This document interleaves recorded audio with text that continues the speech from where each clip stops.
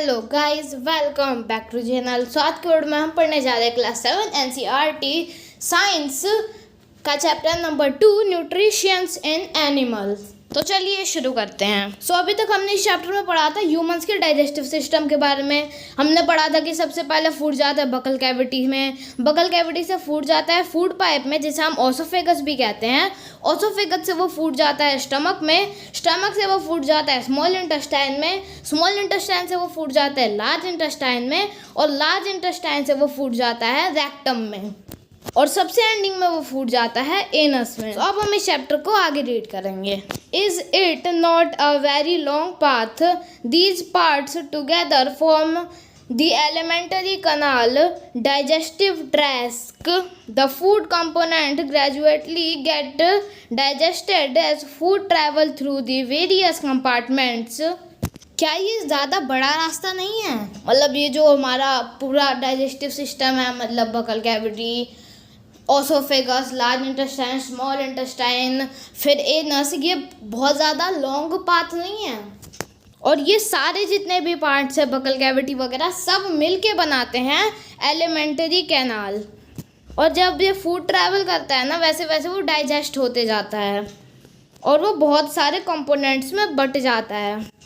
जैसे कि एक कॉम्प्लेक्स सब्सटेंस है कार्बोहाइड्रेट, वो शुगर में बढ़ जाता है।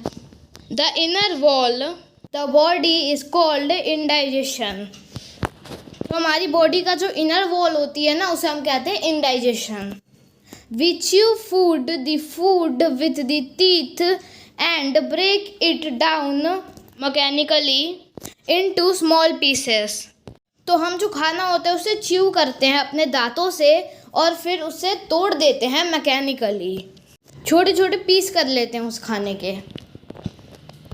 Each tooth is rooted in a separate socket in the gum. Our teeth vary in appearance and perform different functions accordingly they are given different names. जो हमारा माउथ होता है उसके अंदर टीथ्स होते हैं, टीथ्स मतलब दांत। वो जो दांत होते हैं उन सबका एक सेपरेट सर्किट होता है और गम होता है। गम का मीन से वो जो दांत के ऊपर का एरिया नहीं होता, उसे हम गम कहते हैं। और उन टीथ्स को अलग अलग नाम भी दिया गया है। Activity 2.2 wash your hands, look into the mirror and count your teeth. Use your index finger to feel the teeth. How many kinds of teeth could you find? Take a piece of an apple or bread and eat it. Which teeth do you use for biting and cutting? So यहाँ पे हमें activity दी गई है, activity 2.2। इस activity में सबसे पहले आपको अपने हाथ धोने हैं और आपको मिरर के पास जाना है और अपनी इंडेक्स फिंगर का यूज़ करके आपको अपने दांतों को फील करना है और काउंट करना है कि आपके पास कितने दांत हैं। फिर उसके बाद आपको बताना है कि आपको कितने टाइप के दांत मिले। फिर आप एक एप्पल का पीस या फिर एक ब्रेड का पीस लीजिए, उसे खाइए और देखिए कि आप कौन से दांत से उसे कट कर रहे हो, उसे बाइट कर रहे हो। And which ones for piercing and tearing. Also find out the ones that are used for chewing and grinding. और आपको उसी के साथ मतलब आपने टीथ वगैरह काउंट कर लिए, उसके बाद आपने एक पीस ले लिया एप्पल का, उसको खाया और आपको देखना है कि आप किस दांत से उसको काट रहे हो, कौन से दांत च्यू करने के लिए यूज़ हो रहे हैं। ये सारी चीज़ें आपको ऑब्जर्व करनी है अपने माउथ के अंदर मिरर की हेल्प से। हमने ये वाला पैराग्राफ कंप्लीट कर लिया। अब हम ऊपर का बॉक्स पढ़ेंगे और पहेली एंड बूझों के कुछ क्वेश्चन है उन्हें भी पढ़ेंगे। Milk teeths and permanent teeths. आपने दूध के दांतों के बारे में तो कई बार सुना होगा। सो दूध के दांतों को इंग्लिश में कहते हैं मिल्क टीथ्स। और परमानेंट टीथ्स, परमानेंट टीथ्स मतलब सब सारे दूध के दांत टूट जाते हैं तो जो उसके बाद टीथ्स निकलते हैं उसे हम कहते हैं permanent teeth. Do you remember about falling off your tree some years ago? क्या आपको याद है कि आपके जो दांत है वो गिरे थे कुछ साल पहले, मतलब टूट गए थे कुछ साल पहले। तो ये जो दांत होते हैं ना जो टूट जाते हैं, उन्हें हम कहते हैं दूध के दांत। The first set of teeth grow during infancy and they fall off at the age between 6 to 8 years. So ये जो मिल्क के टीथ्स है ना, मतलब जो दूध के दांत है, वो 6 से 8 साल की एज के बीच में टूट जाते हैं. These are termed milk teeth. The second set that replace them are the permanent teeth. So पहले सेट को हम कहते हैं मिल्क टीथ्स. अब जो पहला सेट टूट जाता है दांतों का, फिर जो दूसरे दांत आते हैं उन्हें रिप्लेस करने के लिए, उनकी रिप्लेसमेंट पे, उन दांतों को हम कहते हैं permanent teeths. The permanent teeth may last throughout life or fall off during old age or during to some dental diseases. और ये जो परमानेंट टीथ्स होते हैं ना, वो बहुत टाइम के लिए हमारे साथ रहते हैं. मतलब कभी कभी जब बूढ़े होने के बाद वो दांत गिर भी जाते हैं या फिर किसी डेंटल डिजीज की वजह से भी वो दांत गिर जाते हैं.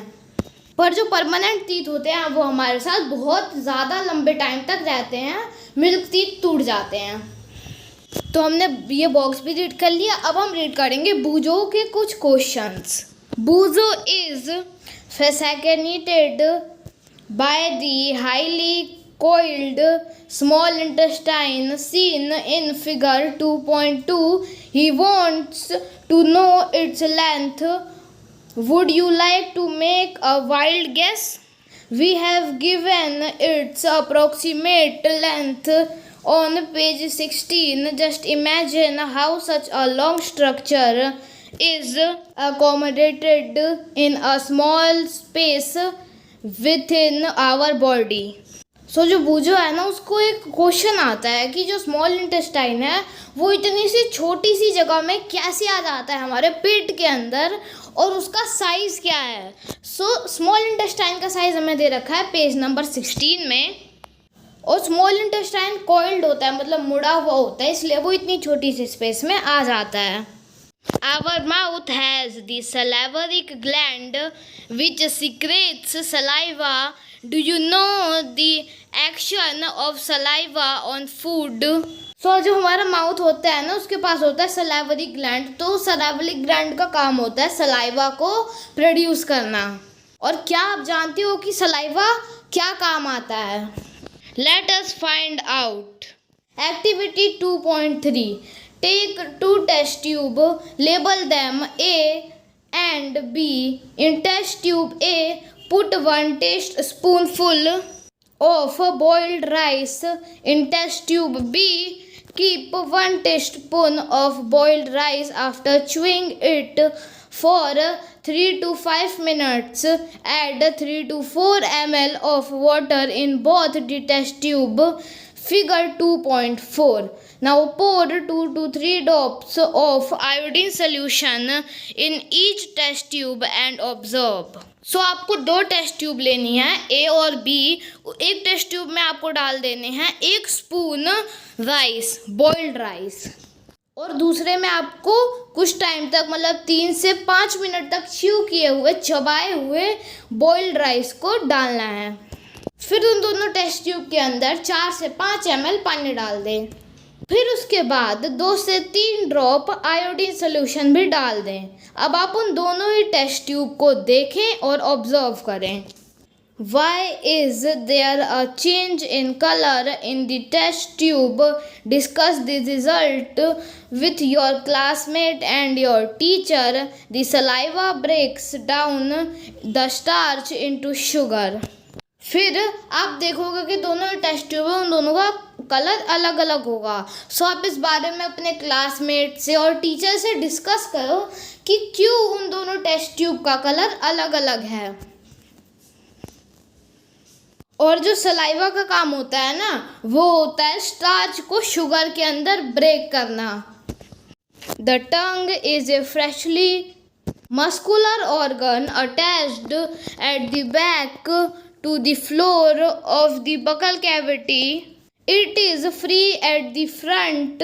You can be moved in all directions. Do we use our tongue for talking? Beside it makes saliva with the food during chewing and help in swallowing food. We can also taste food with our tongue. It has taste bud that detect different tastes of food. We can find out the जो टंग होता है ना, वो हमारा muscular organ होता है जो कि अटैच्ड होता है हमारे माउथ के फ्लोर से, और जो इसका आगे का पार्ट होता है उसे आप मूव कर सकते हो। जो हमारी टंग होती है वो बात करने के लिए भी यूज़ होती है, पर जो इसका मेन काम होता है वो होता है सलाइवा को मिक्स करना फूड के साथ जब हम फूड को चबा रहे हों, और फूड को निगलने में मदद करना। और हम अपनी टंग से चीज़ों को टेस्ट भी कर सकते हैं क्योंकि हमारे टंग में प्रेजेंट होते हैं टेस्ट बर्ड्स। तो आज की वीडियो में बस इतना ही। आई होप कि आपको ये वीडियो पसंद आई हो। Thank you for watching.